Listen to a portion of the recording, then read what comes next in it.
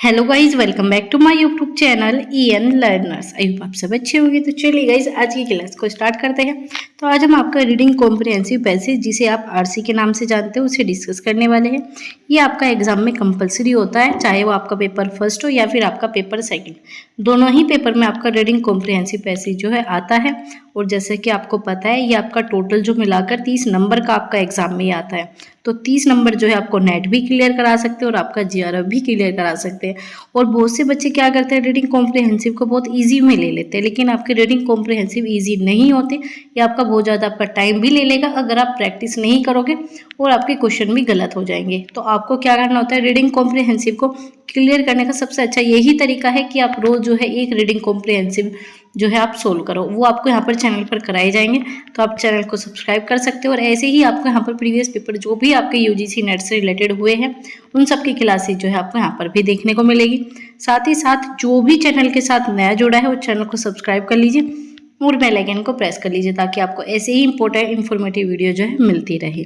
तो जो भी आपके UGC नेट से रिलेटेड इंपॉर्टेंट टॉपिक होंगे, उन पर भी आपको क्लासेस प्रोवाइड की जाएगी।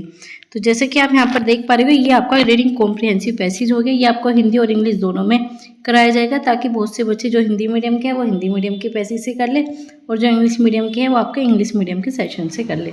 तो यहाँ पर जो है आपको पूरा कॉम्प्रिहेंसिव पैसेज दिखाया जा रहा है। आपके दो तरीके होते हैं, या तो आप इसे पहले पढ़ लो उसके बाद क्वेश्चन करो, या फिर आप सबसे पहले क्वेश्चन को देखो फिर इसके पास जाओ। और जो आपको इजी लगेगा वो ये ही लगेगा कि आप पहले एक बार जो है क्वेश्चन को पढ़ लीजिए, उसके बाद जो है पैसेज पे चले जाइए। क्योंकि क्वेश्चन पढ़ने के बाद आपको समझ में आ जाएगा कि ये पैसेज जो है किस बेस पर आपका पूछा जा रहा है और किस टाइप का ये आपका पैसेज है। ठीक है, तो ये आपका इंग्लिश में हो गया। जो भी इंग्लिश वाले स्टूडेंट हो, आप इंग्लिश में पढ़ लीजिए। उसके बाद जो है आपका यहाँ पर हिंदी में पैसेज आ गया। तो यहाँ पर आपका सबसे पहले जो आपकी स्टेटमेंट दी है, यहाँ पर आपकी फर्स्ट स्टेटमेंट और आपकी सेकंड दो स्टेटमेंट दी है, और पूछा है कि इन दोनों में से कौन सी सही है कौन सी नहीं। स्टेटमेंट के क्वेश्चन आपके काफ़ी पूछे जाते हैं। तो यहाँ पर सबसे पहली स्टेटमेंट है आपकी, बॉमरिंड का अध्ययन अधिकांश अमेरिकी मध्यवर्गीय विद्यालय के बच्चों पर केंद्रित है। तो इन्होंने क्या पूछा, जो कि आपका यहाँ पर जो आपकी पेरेंटिंग स्टाइल है, आपके यहाँ पर जो है पालन पोषण शैली के ऊपर जो है ये पूरा पैसेज दिया हुआ है। तो दूसरे में क्या कह रखा है, इसमें कह रखा है प्राधिकृत माता पिता 72 लोकतांत्रिक निर्णय की अनुमति प्रदान करते हैं। तो आप यहाँ पर देख पा रहे होगे कि सबसे पहली ही लाइन आपकी क्या है, पालन पोषण की शैलियों का एक सुप्रसिद्ध विवरण डायने बॉमरिड के अनुसंधान पर आधारित है। तो आपकी पालन पोषण की शैली, जिसे आप बोलते हो पेरेंटिंग स्टाइल, ये आपका एग्जाम में पूछा जाता है। इससे आपके क्वेश्चन भी बनते हैं। अब UGC नेट का जो है पैटर्न पूरी तरीके से बदल चुका है। अभी इस टाइप के क्वेश्चन आपसे पूछने लगे, जो आपको पैसेज देंगे वो आपका एक इंपॉर्टेंट टॉपिक के ऊपर होगा, और उससे क्वेश्चन जो है आपके पूछे जाएंगे। आपको यहाँ पर जो है पूरा पैसेज दे दिया, अगली बार या फिर अगली किसी शिफ्ट में क्या करेंगे, इससे रिलेटेड आपके क्वेश्चन पूछ ले जाएंगे। क्योंकि ऐसा ही आपका यूनिट 10 में भी किया था इन्होंने। यूनिट 10 जो है आपकी HE मतलब हायर एजुकेशन से रिलेटेड इन्होंने एक पैसेज प्रोवाइड किया था, और उसी में से जो है आपके क्वेश्चन पूछे गए थे किसी और शिफ्ट में। तो इस तरीके से भी आपको क्वेश्चन देखने को मिलेंगे। तो आपको क्या करना है, इस पैसेज को बहुत ही ध्यान से पूरा अच्छे से समझना होगा। तो यहाँ पर ये आगे इसके बाद जो है आपका उनका आरंभिक कार्य अनुसंधान, जो उनका अनुसंधान था वो आपके 100 यूरोपीय अमेरिकी मध्यवर्गीय, कितने आपके 100 बच्चे थे, कौन कौन से, यूरोपीय अमेरिकी मध्यवर्गीय प्रांग विद्यालयों बच्चों के सुविचारित अनुदैर्ध्य अध्ययन पर केंद्रित था। तो यहाँ पर क्या दें इन्होंने, यूरोपीय अमेरिकी मध्यवर्गीय। और आपके स्टेटमेंट फर्स्ट में क्या था, सिर्फ आपका अमेरिकी था। तो इस वजह से जो है आपका फर्स्ट स्टेटमेंट गलत हो जाएगा, यहाँ पर आपका यूरोपीय भी आता, इस वजह से जो है ये सही हो जाता आपका। चलिए आगे पढ़ते हैं। आगे क्या है आपका, यहाँ पर आपका बच्चों और माता पिता के प्रशिक्षण तथा माता पिता के साक्षात्कार के माध्यम से आपका बॉमरिड और अन्य अनुसंधानकर्ताओं ने निष्कर्ष को आगे बढ़ाया, और माता पिता के गर्मजोशी एवं नियंत्रण के उच्च या निम्न स्तरों पर आधारित 4 पालन पोषण शैली को चिन्ह अंकित किया। तो इन्होंने क्या किया, आपकी 4 तरह की पेरेंटिंग स्टाइल है। ये आपने फर्स्ट यूनिट में भी पढ़ी होगी, टीचिंग से रिलेटेड जो आपके फर्स्ट यूनिट होते हैं उसमें आपके पेरेंटिंग स्टाइल से क्वेश्चन पूछ ले जाते हैं। तो आपकी 4 प्रकार की होती है। तो इन्होंने क्या बताया, ये जो 4 प्रकार की, ये आपकी अलग अलग टाइप में डिवाइड है। वो भी किस चीज़ में, या तो आपके गर्मजोशी और दूसरा नियंत्रण के उच्च या निम्न स्तरों पर ही इन्होंने डिवाइड की गई है। तो आपकी सबसे पहली कौन सी है, प्राधिकृत माता पिता। उसमें क्या है आपका उच्च गर्मजोशी तथा उच्च नियंत्रण। इसमें जो है आपका प्रेम स्नेह भी आपका हाई लेवल का होगा, और ऊपर से आपका कंट्रोल भी हाई लेवल का होता है। तो इसके अंदर क्या लिखा हुआ है, स्पष्ट सीमाएं नियत करते हैं, नियमों को प्रवर्तित करते हैं और परिपक्व व्यवहार की प्रत्याशा करते हैं, किंतु वे अपने बच्चों के साथ स्नेह में होते हैं।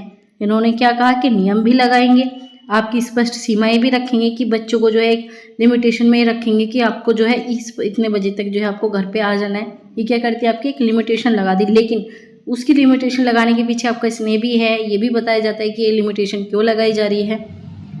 ठीक है, इसके बाद जो है आपके यहाँ पर लिखा हुआ है वे संबंधित सरोकारों को सुनते हैं, नियमों को लागू करने का कारण भी बताते हैं, जैसे कि अभी मैंने बताया कि वो अगर किसी चीज़ में लिमिटेशन लगा रहे हैं तो उसका कारण भी आपको देंगे, तथा अधिक लोकतांत्रिक निर्णय प्रक्रिया को स्वीकृति प्रदान करते हैं। इसका मतलब क्या है कि आपके बच्चों की भी सुनोगे, ऐसे नहीं कि माता पिता है बस बच्चे पर थोप रहे हैं कोई भी चीज़, इसमें क्या है बच्चों को भी सुना जाएगा, बच्चों को भी अधिकार मिलेगा। तो आपके जो सेकंड स्टेटमेंट में था आपकी यहीं से ली गई थी लाइन, यहाँ पर क्या था कि माता पिता जो आपके लोकतांत्रिक निर्णय की अनुमति प्रदान करते हैं, वही यहाँ पर दे रखे लोकतांत्रिक निर्णय प्रक्रिया की स्वीकृति प्रदान करते हैं। तो आपको जो सेकंड स्टेटमेंट है वो तो आपको सही है, लेकिन आपको जो फर्स्ट है वो आपका गलत है। तो इस तरीके से जो आप स्टेटमेंट निकाल सकते हो, आपको ये पूरा पैसेज अच्छे से पढ़ना ही होगा, तभी आपके क्वेश्चन निकलेंगे। आपका पैसेज थोड़ा टाइम टेकिंग हो सकता है, लेकिन आपका पैसेज जो है आपको पूरे 10 नंबर दिला देगा, और इन 10 नंबर से ही आपका नेट GRF जो है बहुत ही ज़्यादा इंपॉर्टेंट रोल प्ले करेगा। तो आपका जो पैसेज है, आपका जो RC है वो बिल्कुल सही होना चाहिए। तो आपके यहाँ पर ऑप्शन में आपको मिल जाएगा, यहाँ पर जो आपका फोर्थ ऑप्शन नहीं है, तो हम इंग्लिश वाले में चलते हैं। तो यहाँ पर जो है आपका फर्स्ट स्टेटमेंट क्या थी, आपकी फॉल्स थी, और सेकंड जो थी आपकी सही थी। तो आपको क्वेश्चन के आंसर पर भी ध्यान देना होगा। बहुत से बच्चे क्या करेंगे, जल्दबाजी में जो है इसका आंसर थर्ड लगा देंगे, तो आपको इस चीज़ का भी ध्यान रखना है। तो इसका आंसर जो है आपका फोर्थ सही हो जाएगा। चलिए इंग्लिश में देखते हैं, यहाँ पर क्या दे रखा था, यहाँ पर यही दे रखा था कि American middle class school children, लेकिन आपके इसमें क्या था, यहाँ पर आप देख पा रहे होंगे कि यहाँ पर दिया था आपका mostly European American middle classes आपके चिल्ड्रन थे, तो यहाँ पर क्या आ जाता, यूरोपियन आ जाता। ठीक है, सेकंड में क्या था आपका अथॉरिटेटिव पेरेंट जो थे वो क्या करते थे, ग्रेटर डेमोक्रेटिव डिसीजन मेकिंग, तो यहाँ पर डेमोक्रेटिव डिसीजन मेकिंग सीधा आपके यहाँ पर लिखा हुआ है, आप यहाँ पर देख पा रहे होंगे, ये रहा डेमोक्रेटिव डिसीजन मेकिंग जो है ये क्या करते थे, अलाउ करते थे, वही यहाँ पर पूछा था। ठीक है, तो इस प्रकार से जो है आपका फोर्थ ऑप्शन जो है बिल्कुल सही हो जाएगा।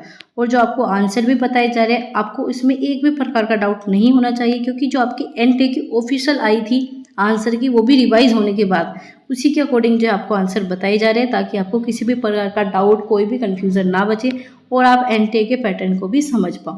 तो चलिए अगले क्वेश्चन पर देखते हैं। ये रहा आपका इंग्लिश में, ठीक है, आप इंग्लिश में पढ़ लीजिए। उसके बाद जो है ये आपका हो गया हिंदी में। तो यहाँ पर क्या पूछा है आपका, अधिकारवादी प्राधिकार तथा अनुज्ञात्मक माता पिता की होती है। यहाँ पर आपको 4 ऑप्शन दे रखे हैं कि इनमें से जो है कौन सी शैली जो है बिल्कुल सही दे रखी है। तो हमने यहाँ तक जो है आपका पढ़ लिया था कि निर्णय प्रक्रिया को स्वीकृति प्रदान करता है। यहाँ पर देखते हैं, यहाँ कम कठोर दंड और एवं अधिक मार्गदर्शन पाया जाता है। ठीक है, माता पिता अपने कृत्यों के परिणामों के माध्यम से बच्चों को चिंतन में सहायता करते हैं। इसके बाद चलते हैं आपकी सेकंड, जिसे क्या बोलते हैं, आपके अधिकारकवादी माता पिता। ये किस टाइप के माता पिता होते हैं, ये सिर्फ ऐसे माता पिता होते हैं सिर्फ जो बच्चों पर थोपना जानते हैं। ठीक है, उन पर सिर्फ कंट्रोल जो है आपका बहुत ज़्यादा होगा, बच्चों को बोलने का मौका नहीं दिया जाएगा, जो आपके माता पिता ने कह दिया वही आपके लिए फिक्स होता है। ठीक है, इस प्रकार से जो है आपकी सेकंड होगी। इसमें क्या दे रखा है, अपने बच्चों के साथ अपनी अन्योन्य क्रिया में उदासीन, ठीक है, तथा निअंकित प्रतीत होते हैं। इसका मतलब क्या है कि बच्चों के साथ वो क्या करेंगे, बिल्कुल उदासीन रहेंगे, उनके साथ जो है कम्युनिकेट नहीं कर पाएंगे, आपस में जो है इंटरेक्ट नहीं कर पाएंगे, यही कारण होता है आपका इसमें।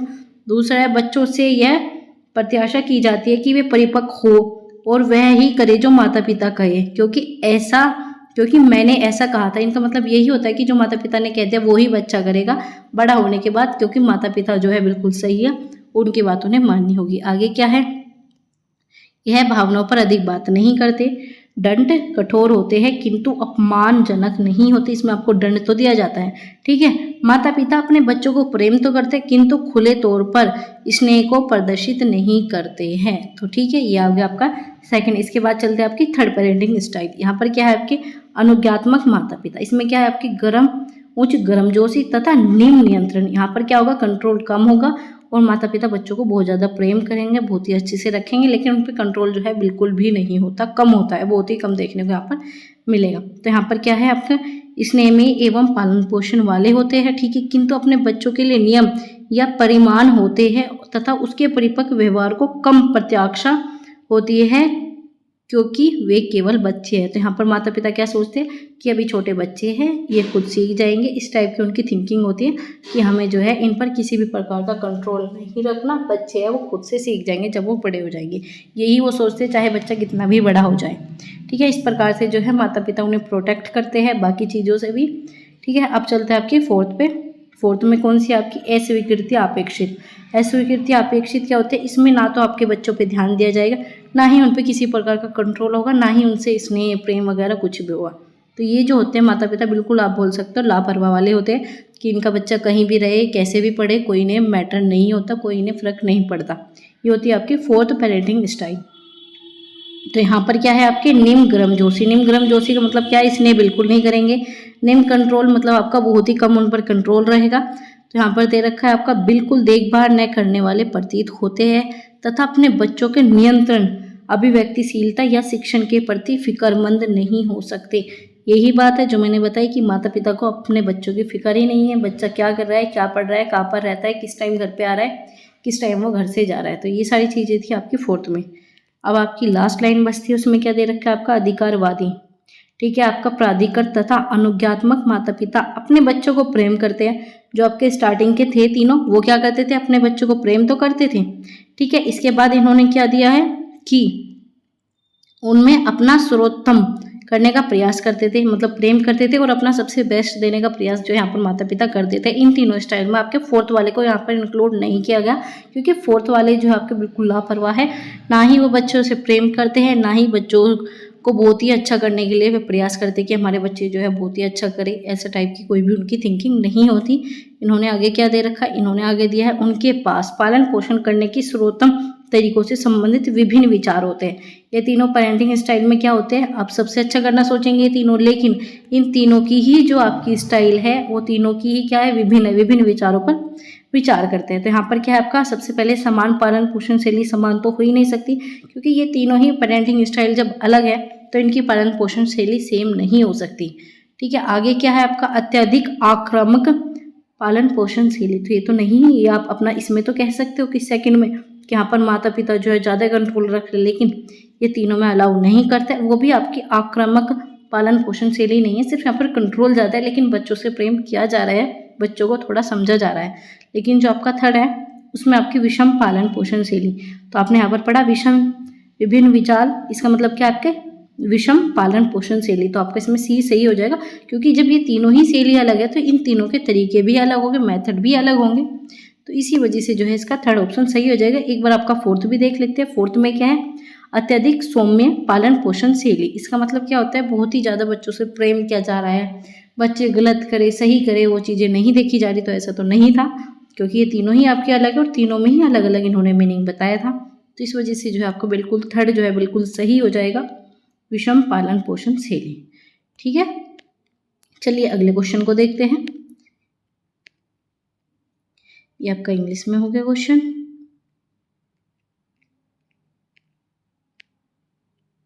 ये आपका हिंदी में होगा। तो आप इस तरीके से बहुत ही जल्दी और बहुत ही कम टाइम में जो है अपना पैसेज सोल्व कर सकते हो। आपको क्वेश्चन के अकॉर्डिंग ही आपको पैसेज में जाना, लेकिन आपको पैसेज पढ़ना जरूर होगा। एक बार तो आपको पूरा पैसेज अच्छे से पढ़ना होगा। अगर आप वो क्वेश्चन के थ्रू पढ़ रहे हो तो वो भी अच्छा है, या फिर आप सबसे पहले पैसेज पढ़ रहे हो वो भी अच्छा है। लेकिन जब आप सबसे पहले पैसेज पढ़ते हो तो आपको पूरी चीज़ें ध्यान नहीं रखते, आप फिर भी पढ़ोगे जब आप क्वेश्चन करोगे। तो सबसे बेस्ट तरीका यही है आपको टाइम बचाने का, आप क्वेश्चन के अकॉर्डिंग ही अपने पैसेज को पढ़ो। क्योंकि अब हमने ये पैसेज जो है 2 पार्ट में डिवाइड करके पढ़ा तो अब हमें समझ में आ गया कि इसमें क्या क्या चीज़ें कही गई है। तो इसी तरीके से है, आप भी इसे फॉलो करके अपने आंसर ला सकते हो। तो यहाँ पर क्या पूछा है आपका, अधिकारवादी माता पिता अपने बच्चों के साथ अन्योन्य क्रिया में निम्नलिखित के सिवाय सब कुछ करते हैं। तो आपको क्वेश्चन की लैंग्वेज भी समझनी होगी, क्योंकि जो बच्चा क्वेश्चन की लैंग्वेज समझ लेता है उसका 20 से 30% जो है एग्जाम ऐसे ही क्लियर हो जाता है। वैसे भी एनटी की लैंग्वेज जो है बहुत ज़्यादा टफ होती जा रही है, बच्चों को बहुत ही ज़्यादा क्वेश्चन में घुमा दिया जाता है, तो यही कारण है कि आपके क्वेश्चन के आंसर सही नहीं निकलते। तो यहाँ पर क्या है आपके अन्योन्य क्रिया में निम्नलिखित के सिवाय, तो तो यहाँ में कौन सा जो है ऐसा चीज़ छोड़कर बाकी सब करते हैं।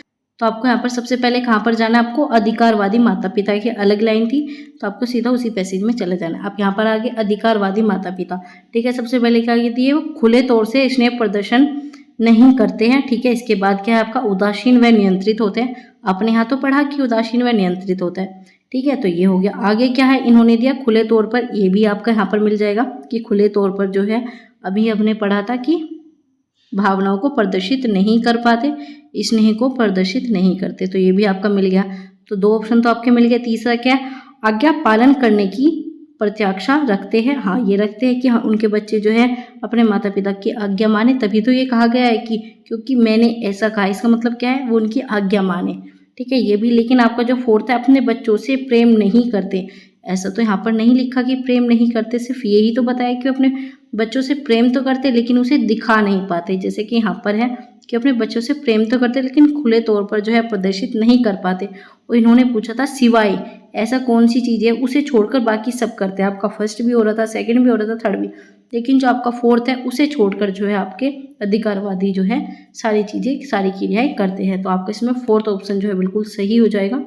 अपने बच्चों से प्रेम नहीं करते, ये चीज़ें जो है इन्होंने गलत दी और आपसे यहाँ पर गलत ही पूछा था, तो इस वजह से जो है इसका आंसर जो है 4 सही हो जाएगा। तो चलिए अगले पर देखते हैं। ये आपका हो गया अगला, ठीक है। ये आपका हो गया यहाँ पर हिंदी में, ये हो गया अंशलिप्त माता पिता। ये आपका यहाँ पर दे रखा है कि अस्वीकृत कह दो या फिर आपका अंशलिप्त माता पिता जो है उसके यहाँ पर इन्होंने ऑप्शन दे रखे हैं कौन सा सही है। तो आपको इसी लाइन में जो है आपको इस सब के आंसर जो है मिल जाएंगे। सबसे पहले क्या, वे अपने बच्चों के प्रति स्नेह प्रदर्शित नहीं कर पाते, ऐसे ये वाला आपको यहाँ पर मिल जाएगा। ये रहा, बिल्कुल देखभाल न करने वाले प्रतीत होते हैं। इसका मतलब क्या होता है, बिल्कुल देखभाल नहीं करते। तो इसका आपका यहाँ पर भी लिखा हुआ है निम्न गर्मजोशी, इसका मतलब क्या है, वो स्नेह नहीं करते। तो यही मैंने आपको समझाया था। तो आपका ए तो इसमें सही लग रहा है क्योंकि वो अपने बच्चों के साथ स्नेह प्रदर्शित नहीं करते। दूसरा जो है इन्होंने यहाँ पर लिखा है आपकी बच्चों के नियंत्रित अभिव्यक्तिशीलता के प्रति फिक्रमंद नहीं होते, इसका मतलब क्या है, वो गैर अभिव्यक्तिशील होते हैं। तो इसका ये भी सही आ जाएगा, ठीक है। इन्होंने नहीं ना लगाकर आपका क्या करते, गैर जो है यहाँ पर यूज़ कर दिया। तो इस तरीके भी आपको वर्ड देखने को मिल सकते हैं, आपको कंफ्यूज नहीं होना। गैर अभिशील, इसका मतलब यही होता है कि अभिशीलता नहीं रखते। तो आपका इसमें बी भी सही लग रहा है। तो आप देखो ऑप्शन में आपका ए भी है, बी भी है, ए भी है, बी भी है, लेकिन आपके जो लास्ट वाले ऑप्शन है वो तो आपके कैंसिल हो जाएंगे। तो आपका जो आंसर होगा या तो आपका फर्स्ट होगा या फिर आपका सेकंड होगा। तो आपके पास बचा है सी और ई। सी और ई को चेक करना है, अगर आपको इनमें से एक भी मिल जाता है तो आपका ऑप्शन नंबर बी जो है बिल्कुल सही हो जाएगा। चलिए अब देखते हैं आपका, सबसे पहले आपका सी देखते हुए अपने बच्चों की देखभाल नहीं करते। वो ही यहाँ पर कहा गया था कि अपने बच्चों की बिल्कुल देखभाल नहीं करते, ऐसा ही प्रतीत होता है। तो आपका सी बिल्कुल सही है। तो सीधा का सीधा आपको आंसर मिल गया। आपका आंसर नंबर जो है आपका सेकंड बिल्कुल सही है। आपका इसमें फर्स्ट भी सही दे रखा है, आपका इसमें बी भी सही दे रखा है, आपका सी भी सही दे रखा है। एक बार आप ई भी चेक कर लीजिए, अपने बच्चों को नियंत्रित करने के बारे में फिक्रमंद नहीं होते। वही चीज़ यहाँ पर बताइए कि उन्हें नियंत्रित करने के ऊपर जो है वो फिक्रमंद नहीं होते, उन्हें टेंशन ही नहीं होती कि बच्चे उनके कहीं भी रहो, कुछ भी कर रहे हो, उन्हें फिक्र नहीं होती इस चीज़ की। तो आपका इसमें जो है ऑप्शन नंबर बी जो है बिल्कुल सही हो जाएगा। चलिए आगे देखते हैं, आपका लास्ट क्वेश्चन है इस पैसेज का। तो यहाँ पर जो है आपका इंग्लिश में दे रखा है। इन्होंने पूछा है कि जो आपकी रिसर्च स्टडी फोकस की थी वो किन बच्चों पर की थी, ऑल चिल्ड्रन पर, हाई स्कूल पर, आपके प्री स्कूल चिल्ड्रन पर, या फिर आपके मिडिल स्कूल चिल्ड्रन पर। तो इस टाइप के इन्होंने दे रखे। तो आपकी सबसे फर्स्ट लाइन जब हमने पढ़ी थी तो उसी में जो है आपको इसका आंसर मिल जाएगा। आप यहाँ पर देख पा रहे होंगे, यहाँ पर आपका इंग्लिश में क्या है, इन्होंने अनुसंधान जो है अध्ययन किस पर केंद्रित था, सभी बच्चों पर, उच्च विद्यालयों के बच्चों पर, या फिर आपका प्रवागी विद्यालय बच्चों पर, या आपका माध्यमिक विद्यालयों के बच्चों पर। तो आप सबसे पहले यहाँ देखिए, इन्होंने क्या दिया था कि जो आपका आरंभिक कार्य था या तो आपका यूरोपीय अमेरिकी मध्य वर्गीय कहा था, ठीक है। तो आपका माध्यमिक विद्यालय नहीं था, ये आपका कैंसिल हो जाएगा।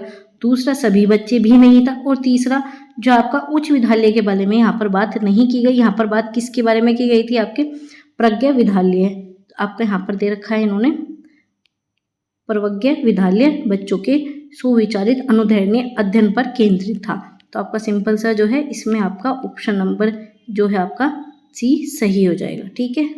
तो आपका इसमें जो है सी सही हो गया। तो इसका जो करेक्ट आंसर है वो आपका हो जाएगा सी, ठीक है। इंग्लिश में भी आपका इसी प्रकार का है। आपका इंग्लिश में भी आपका क्या हो गया, प्री स्कूल चिल्ड्रन जो है इसमें बिल्कुल सही दे रखा है।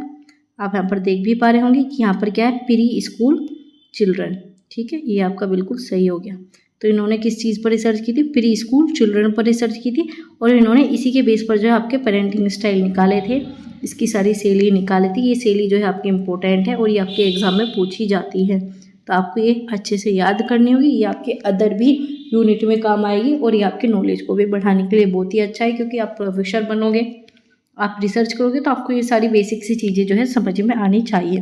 तो इससे जो है आपके कई कॉन्सेप्ट क्लियर हो जाएंगे और आपका ये इंपॉर्टेंट टॉपिक भी है।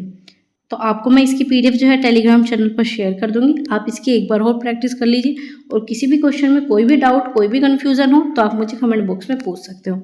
और ऐसे ही आपकी इन्फॉर्मेटिव वीडियो के लिए आप चैनल को सब्सक्राइब कर लीजिए और बेल आइकन को प्रेस कर लीजिए, क्योंकि यहाँ पर यूजीसी नेट के जितने भी आपके प्रीवियस पेपर होंगे उन सबको ऐसे ही डिस्कस किया जाएगा।